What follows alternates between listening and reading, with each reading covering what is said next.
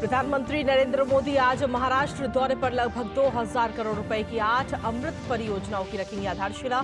सोलापुर में प्रधानमंत्री आवास योजना के तहत सौंपेंगे 90,000 से अधिक घर।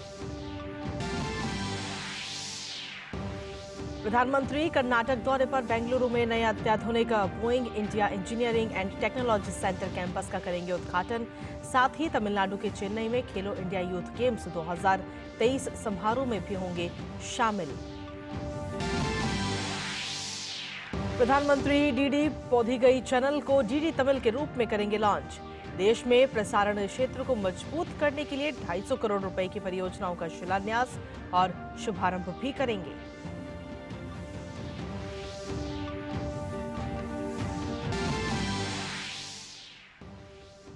अयोध्या में श्री राम मंदिर में आज अग्निकुंड की होगी स्थापना। गर्भगृह के अंदर से भगवान राम की मूर्ति की दिखी पहली झलक। मुख्यमंत्री योगी आदित्यनाथ प्राण प्रतिष्ठा समारोह कार्यक्रम की तैयारियों का लेंगे जायजा।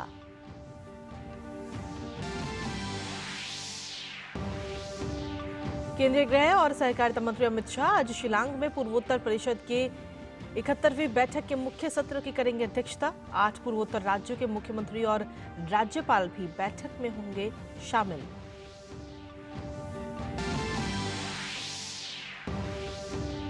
देश भर के कोचिंग इंस्टीट्यूट्स के लिए गाइडलाइंस जारी। शिक्षा मंत्रालय ने 16 साल से कम उम्र के बच्चों के एडमिशन पर लगाई रोक। भ्रामक वादे करना और अच्छे नंबरों की गारंटी देने पर भी लगाई पाबंदी।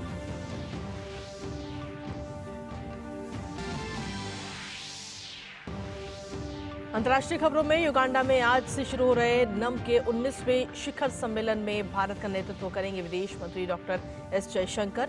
सम्मेलन से इतर डॉक्टर एस जयशंकर ने मालदीव, मिस्र, बेलारूस और अंगोला के विदेश मंत्रियों के साथ द्विपक्षीय और अंतर्राष्ट्रीय मसलों पर की चर्चा।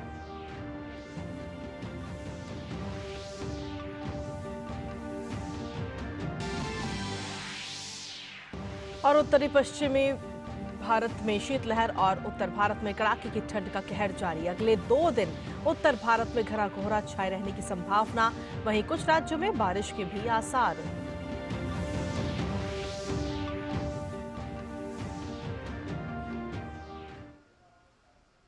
नमस्कार, स्वागत है आप सभी का दूरदर्शन समाचार। आप देख रहे हैं देश दुनिया की ताजा तरीन खबरों को लेकर हाजिर हूं मैं कृतिका और बुलेटिन की करते हैं इसी के साथ शुरुआत। प्रधानमंत्री नरेंद्र मोदी आज महाराष्ट्र, कर्नाटक और तमिलनाडु का दौरा करेंगे। सोलापुर में प्रधानमंत्री लगभग 2000 करोड़ रुपए की 8 अमृत परियोजनाओं की आधारशिला रखेंगे।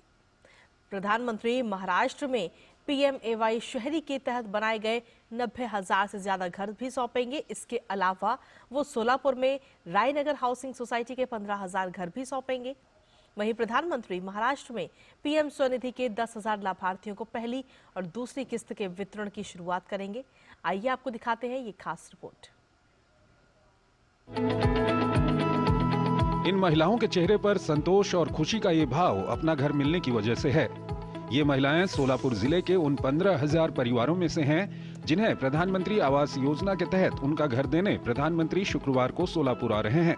बारिश आया तो घर में पानी आता था, बच्चे लेके आदर आदर सोना पड़ता था, बहुत दिक्कत थी हमारे घर में। पूरा रोड का पानी पूरा घर में आता है। आज हमारे को इतनी बड़ी खुशी दी, हमारे को आज दिल खुश हो गया हमारा इनके वजह से।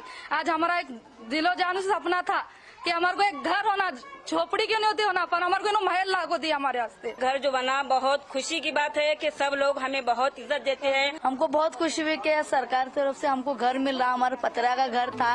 रेनगर का ये हाउसिंग प्रोजेक्ट न सिर्फ देश का सबसे बड़ा हाउसिंग प्रोजेक्ट है, बल्कि अपने आप में डबल इंजन की सरकार की सफलता की कहानी बयां करता है। राज्य सरकार का पैसे देने के बाद फिर पृथ्वीराज चौहान पलट गए। एक भी पैसा देने को तैयार नहीं। स्कीम को ठंडे बस्ते में रखा। कम से कम 3-4 साल ये ठंडे बस्ते में रखा। लेकिन स्टेट का तत्कालीन मुख्यमंत्री देवेंद्र फडणवीस, इन्होंने मन में कुछ नहीं रहते हुए ये स्कीम को आगे बढ़ाया। नुस्खा आगे बढ़ाया नहीं, अभी लोगों को मकान मिल रहा है।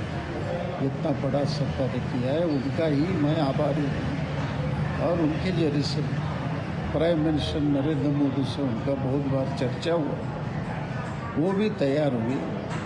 ऐसे 30,000 का मकान आज लोगों को जो मिल रहा है उससे पीछे का राज ये है। Maharashtra housing and area development authority अर्थात महाडा के मुताबिक ये ग्रीनफील्ड परियोजना पीएम आवास योजना के तहत एक बड़ी सफलता और उपलब्धि है। पहला टप्पा में 15,024 घर ये तैयार हो चुकी है, 411 बिल्डिंग तैयारी हो चुकी है और इसका लोकार्पण जो है वो हमारे देश के माननीय पंतप्रधान श्री नरेंद्र मोदी जी इनके शुभ हस्ते हमारे राज्य के माननीय मुख्यमंत्री और दोनों ही उप मुख्यमंत्री इनके उपस्थिति में होने वाली है। प्रधानमंत्री इस मौके पर पीएम स्वनिधि योजना के लाभार्थियों से भी मिलेंगे और अमृत योजना के तहत 7 नगर निगमों के लिए जल और सीवेज सिस्टम परियोजना की आधारशिला रखेंगे। 2011 के राष्ट्रीय जनगणना के मुताबिक सोलापुर की आबादी करीब 9.5 लाख है, जिसमें 18% लोग स्लम में रहते हैं। जिस तरीके से प्रधानमंत्री आवास योजना को देश भर में काफी एग्रेसिवली इंप्लीमेंट किया जा रहा है, ऐसा लगता है कि जो आने वाला समय होगा उसमें नए भारत यानी कि न्यू इंडिया की तस्वीर साफ तौर पर उभर कर सामने आएगी। अपने सहयोगी रोहन गवली के साथ योगेश कुमार शीतल, दूरदर्शन समाचार, महाराष्ट्र। वहीं प्रधानमंत्री मोदी बेंगलुरु में बोइंग इंडिया के हाईटेक डिफेंस एवं एरोस्पेस पार्क का भी आज उद्घाटन करेंगे। ये पहल रक्षा और विमानन क्षेत्र को मजबूती देगा, साथ ही विमानन क्षेत्र में भारत की आत्मनिर्भरता को भी मजबूती देगा। बोइंग इंडिया के director country operation Neetu Sharma से बात की हमारे संवाददाता धीरज कुमार ने। क्या कुछ कहना है उनका, आपको सुनाते हैं। बेंगलुरु में प्रधानमंत्री नरेंद्र मोदी बोइंग इंडिया के 2 महत्वपूर्ण इनिशिएटिव का उद्घाटन करेंगे। ये ऑपरेशन, ये इनिशिएटिव जो भारत का जो रक्षा क्षेत्र है और जो विमानन क्षेत्र है, इन दोनों क्षेत्र को मजबूती देगा। क्या है ये पहल, इस मुद्दे पर बात करने के लिए हमारे साथ मौजूद हैं ऋतु शर्मा, डायरेक्टर ऑपरेशन। मैडम, सबसे पहले हम ये जानने की कोशिश करेंगे कि ये जो इनिशिएटिव है ये क्या है और कैसे ये इनिशिएटिव भारत के जो डिफेंस सेक्टर को या एविएशन सेक्टर को मजबूती देगा। तो अगर आप देखें, यहाँ पर हमने Boeing India engineering technology centre बनाया है। ये लगभग 43 एकड़ की ज़मीन पे बना हुआ है और ये फ़ेज़ 1 है। इस पर्टिकुलर कैंपस में आज की डेट में 2000 से ऊपर बहुत ही नवयुवा इंजीनियर्स और नवयुवा पीढ़ी आकर यहाँ से एरोस्पेस की दुनिया को एक नई उड़ान देगी। यहाँ पर हम लैब्स बना रहे हैं जिसमें जितना नया इनोवेशन एरोस्पेस की दुनिया को चाहिए वो यहाँ से बनेगा। इस इनिशिएटिव से अगर हम देखें, आत्मनिर्भर भारत की बात करें तो इसका मतलब ये है कि हम अपने आप सेल्फ रिलायंट हैं, अपने ऊपर निर्भर हैं, सिर्फ अपने लिए ही नहीं पर सारी दुनिया के लिए। और उसी इनिशिएटिव को आगे लेते हुए हमारा ये उत्तरदायित्व है एरोस्पेस की दुनिया की तरफ कि यहाँ से हम वो एरोस्पेस इंजीनियरिंग बनाएं जो ना कि सिर्फ बोइंग के जहाज़ों को उड़ान दे पर बाकी ऑर्गेनाइजेशंस के साथ काम करके, जैसे इसरो हो गया, HAL हो गया, हम यहाँ से नई दुनिया बना कर दें एरोस्पेस को। दोस्ताना जो बोइंग इंडिया का भारत के साथ है वो कैसा दोस्ताना है, थोड़ा सा उसके बारे में हम जानना चाहेंगे। और कारोबार कैसा है? तो दोस्ताना तो बहुत ही गहरा है। अगर आप देखें, इतना बड़ा हमने यहाँ पर इन्वेस्टमेंट किया है, ये उसका प्रतीक है कि हम इंडिया को बहुत ही महत्व देते हैं। जहाँ तक रिलेशनशिप की बात है, आई थिंक रिलेशनशिप बहुत ही घनिष्ठ मित्रता की तरफ बढ़ रहा है।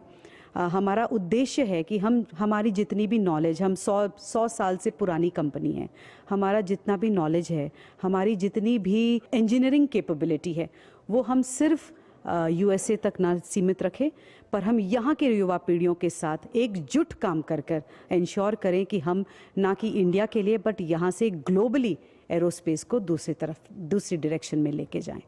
ऐसे बच्चे जो कि वंचित तबके के हैं, क्या उनको मौका मिलेगा, या जो अपने आप को दिव्यांग समझते हैं उसमें ऐसे बच्चों को इसमें मौका मिलेगा? बिल्कुल। यहाँ पर अगर मैं देखूँ तो हम ऑलरेडी बहुत सारा काम दिव्यांग इनिशिएटिव के अंडर में कर रहे हैं। अगर आप देखेंगे, हमारी कैपेबिलिटी उस तरफ तक है कि हम जो लोग किसी भी तरीके से थोड़ा सा अपने आप को कम समझते हैं, सुन नहीं पा रहे हैं या बोल नहीं पा रहे हैं, हमारा दिव्यांग प्रोग्राम उन लोगों को उड़ान देता है। उड़ान इस तरीके से देता है कि उन्हें सिखाया जाता है, उनको ट्रेन किया जाता है। ये जो इनिशिएटिव है वो न केवल विमानन क्षेत्र में रक्षा के क्षेत्र में भारत को मजबूती देगा, बल्कि महिलाओं के लिए भी ये इनिशिएटिव मील का पत्थर साबित होगा।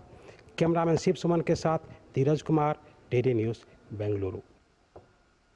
और आज अपने 3 राज्यों की यात्रा के दौरान प्रधानमंत्री नरेंद्र मोदी चेन्नई में खेलो इंडिया यूथ गेम्स 2023 उद्घाटन समारोह में भी शामिल होंगी।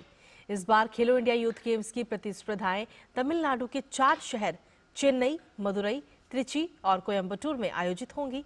खेलो इंडिया के मंच से कई खिलाड़ी निकले हैं जिन्होंने बढ़ते समय के साथ अंतर्राष्ट्रीय स्तर पर अपने नाम की धूम मचाई है और ऐसे में देखना दिलचस्प रहेगा कि इस बार के संस्करण से और कितनी युवा प्रतिभाएं सामने आती हैं जो आगे चलकर देश का नाम रोशन करेंगी।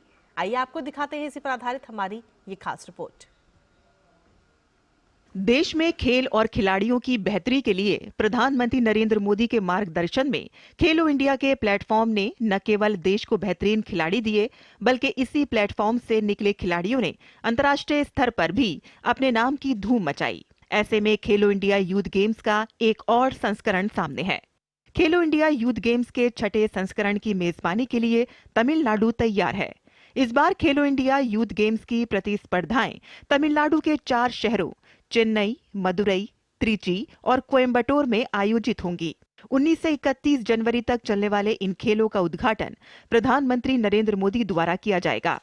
दक्षिण भारत में पहली बार आयोजित हो रहे इन खेलों में 5,600 से ज्यादा एथलीट अपनी प्रतिभा का लोहा मनवाने के लिए तैयार रहेंगे।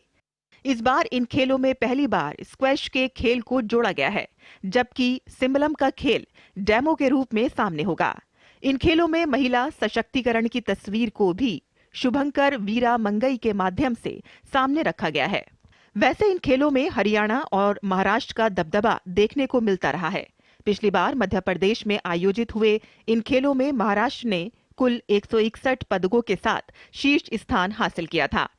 हार और जीत से बढ़कर ये मंच उन युवा एथलीट के लिए वरदान साबित हुआ है जो खेलों में अपना भविष्य न केवल संवार रहे हैं, बल्कि खेलो इंडिया के मंच का उपयोग कर खुद को अंतर्राष्ट्रीय अनुभव और कड़ी प्रतिस्पर्धा के बीच किस तरह से मनोवैज्ञानिक तौर पर तैयार रखें, इसका भी लाभ ले रहे हैं।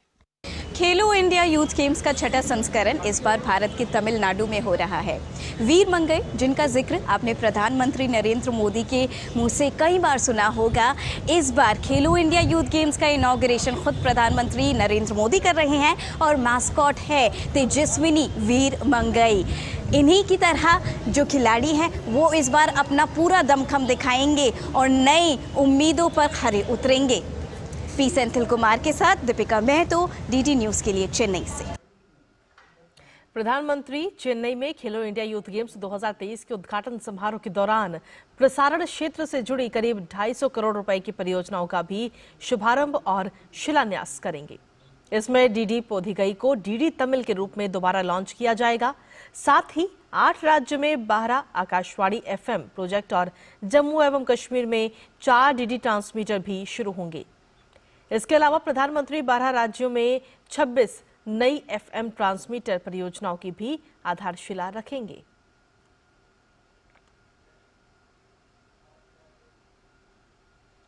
शिक्षा मंत्रालय ने देश भर के कोचिंग इंस्टीट्यूट्स के लिए गाइडलाइंस जारी की हैं। इसके तहत अब कोचिंग इंस्टीट्यूट्स 16 साल से कम उम्र के बच्चों को एडमिशन नहीं दे सकेंगे। इसके अलावा भ्रामक वादे करना और अच्छे नंबरों की गारंटी देने पर भी पाबंदी लगा दी गई है। गाइडलाइंस के मुताबिक कोई भी कोचिंग सेंटर स्नातक से कम योग्यता वाले ट्यूटर को नियुक्त नहीं करेगा।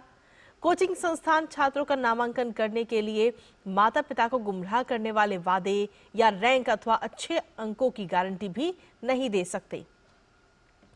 छात्रों का नामांकन सिर्फ सेकेंडरी स्कूल एग्जामिनेशन के बाद होना चाहिए।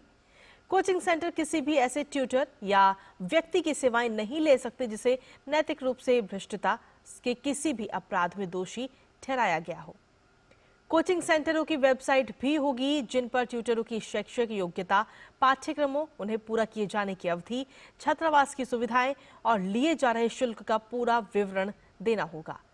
वहीं दिशा निर्देशों के मुताबिक विभिन्न पाठ्यक्रमों के लिए ट्यूशन फीस उचित होनी चाहिए और उसकी रसीद भी उपलब्ध कराई जानी चाहिए। अगर छात्र ने पाठ्यक्रम की पूरी फीस का भुगतान कर दिया है और वो पाठ्यक्रम को बीच में छोड़ देता है तो उसे 10 दिनों के भीतर प्रो राटा बेसिस पर फीस रिफंड भी की जाएगी।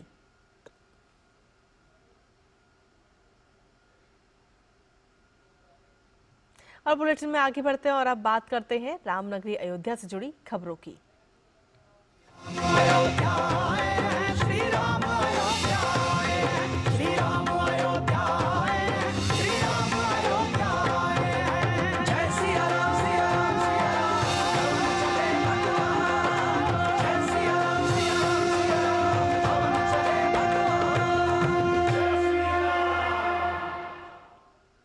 अयोध्या में राम मंदिर के गर्भगृह में रखी गई रामलला की मूर्ति की पहली तस्वीर अब सामने आ चुकी है।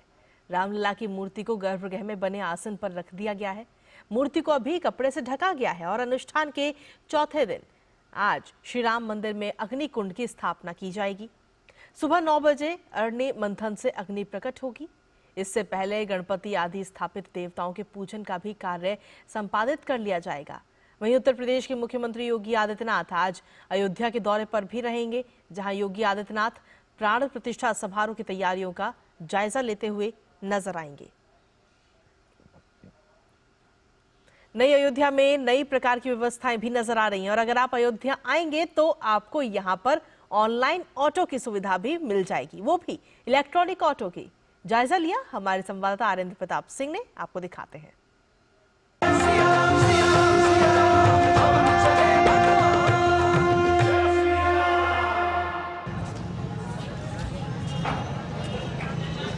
अयोध्या के लता मंगेशकर चौक पे आपको दिख सकते हैं ये सगे सवेरे से ऑटो दिखाई पड़ रहे हैं और ये नए ऑटो की शुरुआत की गई है और ये ई ऑटो है और इन ऑटो के माध्यम से लोगों को जाने की सुविधाओं की व्यवस्था की गई है। उत्तर प्रदेश के मुख्यमंत्री योगी आदित्यनाथ ने कुछ दिनों पहले इसकी शुरुआत की थी। इसको ऑनलाइन भी बुक किया जा सकता है उबर के थ्रू। ये ड्राइवर है संजय जी हमारे साथ में मौजूद। संजय जी, कब से ये शुरू हुआ है और कितना एक अलग अनुभव अभी आपको देखने को मिल रहा है, क्योंकि ये ऑनलाइन भी बुक होता है? जी, ऑनलाइन बुक होगा तो हम लोग के पास मैसेज आएगा कहाँ जाना है।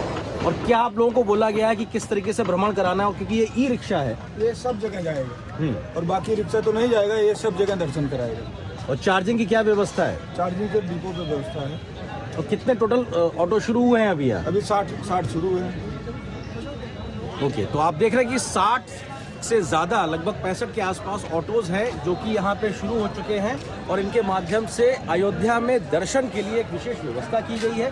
उत्तर प्रदेश की सरकार की ये पहल है और ये ऑनलाइन भी बुक हो सकते हैं और अगर आपके पास इस तरीके से मौजूदगी है तो आप उनसे कह सकते हैं, क्योंकि ये ई चार्जिंग वाले रिक्शा है तो इनके साथ ना पोल्यूशन भी नहीं होता है और किसी प्रकार की दिक्कत भी नहीं होती। तो एक नई शुरुआत, नई बन रही अयोध्या और नए धाम के साथ में शुरुआत हो रही है और निश्चित तौर से ये बेहद महत्वपूर्ण है। क्या नाम है आपका? करण पाठक सर। करण पाठक जी, अपना कैसा अनुभव है? कैसा अनुभव? बढ़िया है सर। थोड़ा बताइए। बढ़िया है, चलने वलने में थोड़ा और मंदिर तक जाता भी है और हर चीज व्यवस्था बराबर भी इसमें है।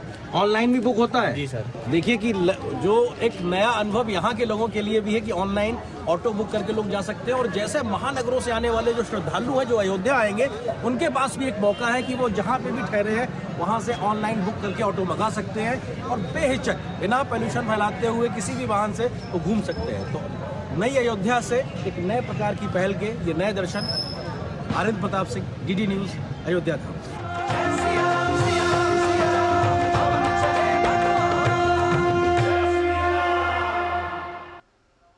अब बुलेटिन में आगे बढ़ते हुए अयोध्या के बाद अब बात करते हैं विकसित भारत संकल्प यात्रा की।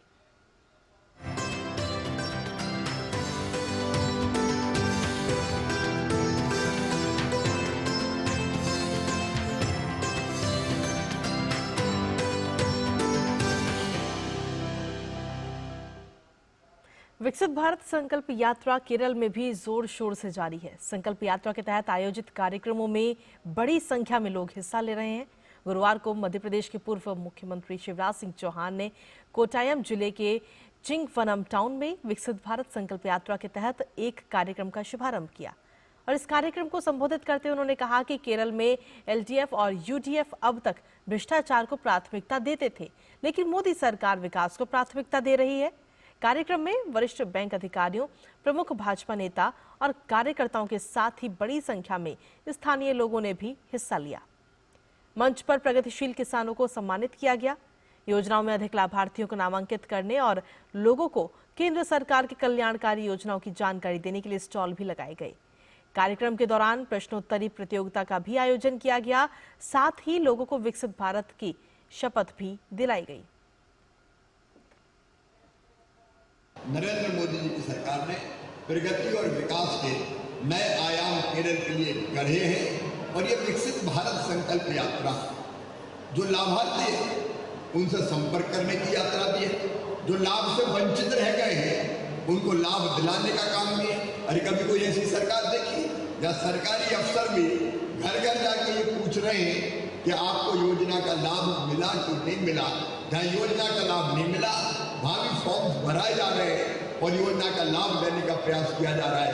कोई बचे ना, हर एक को योजना का लाभ मिले। इस काम में विकसित भारत संकल्प यात्रा के माध्यम से लगातार इस काम को सरकार कर रही है।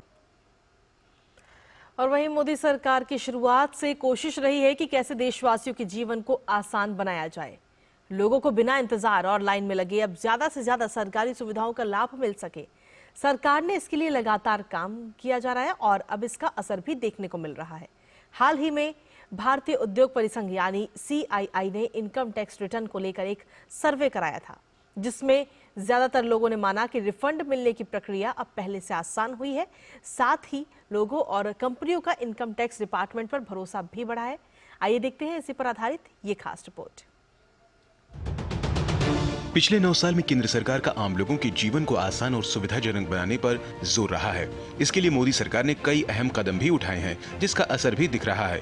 इनकम टैक्स भरने की प्रक्रिया में काफी सुधार हुआ है। अब लोगों को महीनों तक अपने इनकम टैक्स रिटर्न के पैसों का इंतजार नहीं करना पड़ता। कंपनियों और लोगों का कहना है कि सरकार की कोशिशों से इनकम टैक्स रिटर्न दाखिल करने के समय में कमी आई है। हाल ही में इनकम टैक्स रिटर्न को लेकर भारतीय उद्योग परिसंघ यानी CII ने एक सर्वे कराया था, जिसके मुताबिक 87% लोगों और 89% कंपनियां मानती हैं कि रिफंड मिलने में होने वाली देरी 5 साल में काफी कम हुई है और रिफंड मिलने की प्रक्रिया भी काफी आसान हो गई है। लोगों और कंपनियों का इनकम टैक्स डिपार्टमेंट पर भरोसा बढ़ा है। CII सर्वे के मुताबिक करीब 84% लोगों और 77% कंपनियों का यह भी मानना है कि टैक्स रिफंड की जांच करने की प्रक्रिया अब पहले से बेहतर और तेज हुई है। साथ ही 75.5% लोगों और 22.4% कंपनियों को अपनी अनुमानित कर देनदारी से अधिक TDS का भुगतान नहीं करना पड़ा। सर्वे में शामिल 87% लोगों और 89% कंपनियों को लगता है कि इनकम टैक्स रिफंड करना अब एक आसान प्रक्रिया बन चुकी है। करीब 53% लोगों का कहना है कि इनकम टैक्स रिफंड मिलने में अब 1 महीने से भी कम समय लगता है। CII के मुताबिक 2018 से 2023 के बीच इनकम टैक्स भरने वालों की संख्या भी काफी बढ़ी है, जो रिफंड प्राप्त करने की प्रक्रिया को सरल और कुशल बनाने के सरकार के प्रयासों को दर्शाता है। CII के द्वारा यह सर्वे अक्टूबर 2023 में कराया था, जिसमें विभिन्न राज्यों के 56.4% व्यक्ति और 43.6% कंपनी और उद्यमी संगठन को शामिल किया गया था। Bureau report, DD news. और इसी के साथ फिलहाल मेरे साथ इस बुलेटिन में इतना ही। ब्रेक के उस पार देखिए हमारा खास कार्यक्रम नया सवेरा मेरे और मेरी सहयोगी जया सिन्हा के साथ। नमस्कार।